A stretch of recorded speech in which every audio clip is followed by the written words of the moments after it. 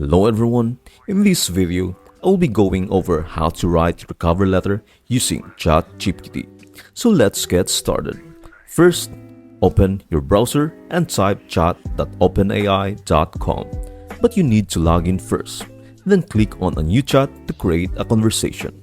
You must introduce yourself to ChatGPT before it can write a cover letter for you so that it knows who it is writing for.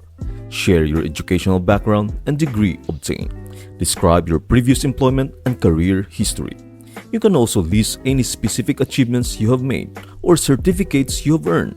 The more details you can give about your professional background, accomplishments, and skills, the better the AI will be able to produce an attractive cover letter. After you have finished your introduction and ChatGPT has learned more about you, you can request that it create a cover letter based on the job description you have provided. You can always ask the AI to regenerate your response if you don't like the initial draft of your cover letter. Additionally, you can instruct the AI to emphasize any particular points in the cover letter. I hope this video helps you out and see you in the next video.